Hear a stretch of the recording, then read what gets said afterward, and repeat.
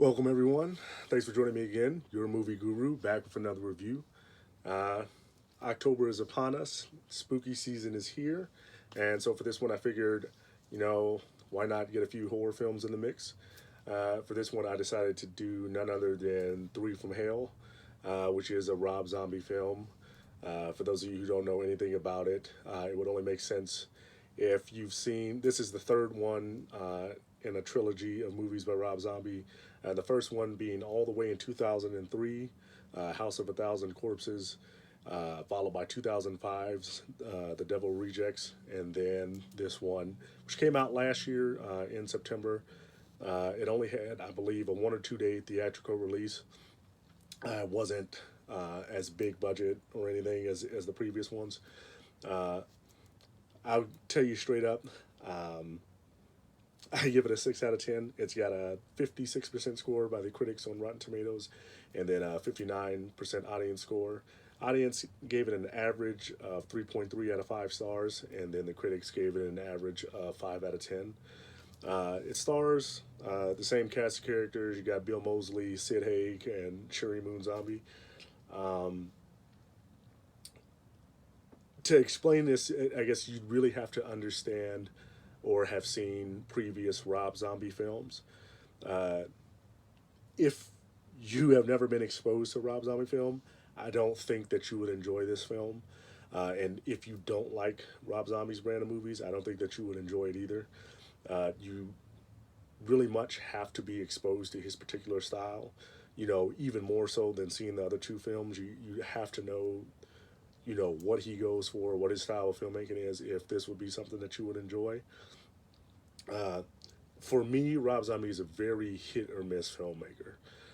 So he did the two of the Halloween movies that I've seen. I enjoyed the first one. I think it's done pretty well.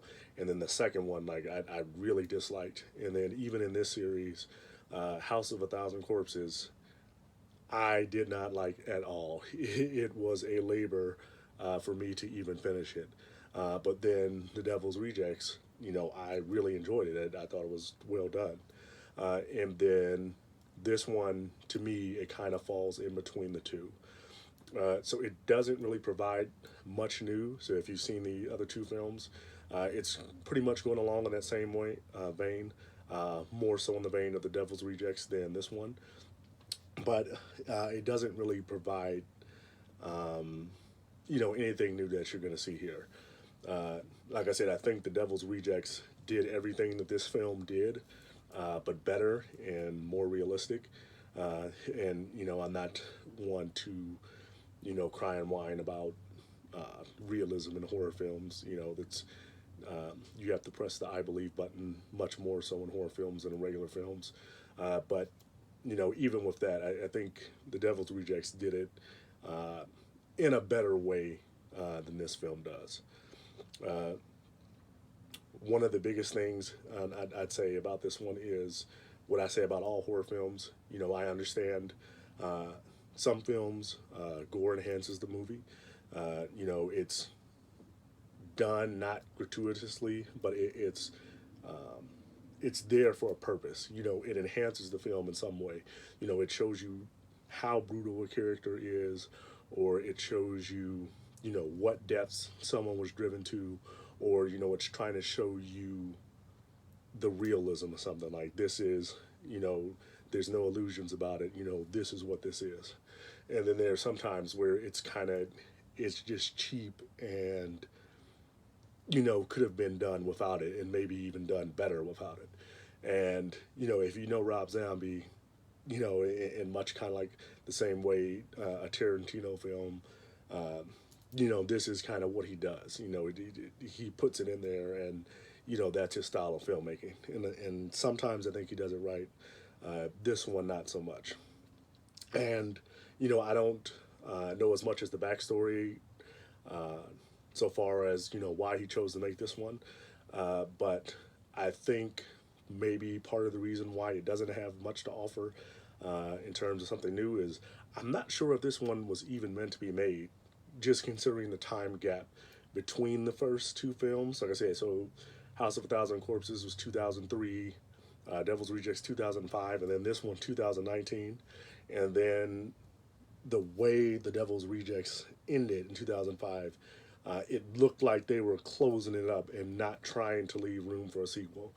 So I'm wondering, when I saw this film, you know, did he just want to continue this on, do something different than originally planned, and, go back to the old well?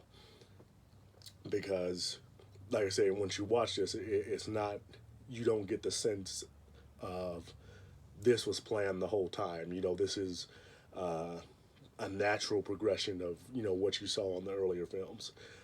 This one seems kind of like, it wasn't really necessary. It doesn't really give you more insight into the characters. It doesn't show anything that we haven't seen in the previous films. But that's it. Like I said, I thought it was a lot better than House of a Thousand Corpses.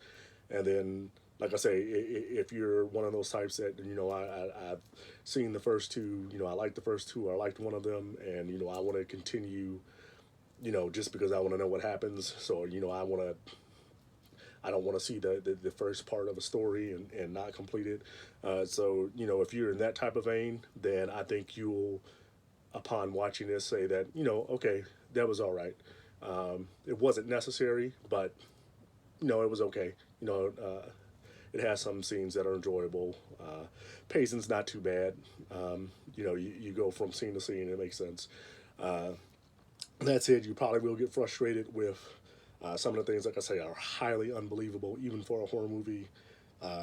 You're kind of looking at it and say, okay, considering how you made the last one, and you tried to make it somewhat realistic, and you could kind of look at it from the outside and say, okay, I could kind of see that happening. This one has some things where it's like, okay, no way on earth would, that happen in any realm close to the one that we inhabit currently. But it is what it is. For October, I mean, for it being October, for it being, close to Halloween, and for me being able to see it from the comfort of my home, and I think it was $3.99 or whatever on Amazon Prime. So for the price, for the convenience, and to complete the storyline, I'd say it's definitely worth it. Especially if you're in the mood for a horror film, or if you're a big horror fan, or if you're a big Rob Zombie fan, then I think that you'll enjoy this. So 6 out of 10, that's what I give it.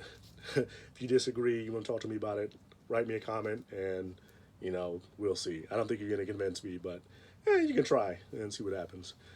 Hit the like button, hit the subscribe button. I'll see you guys next time.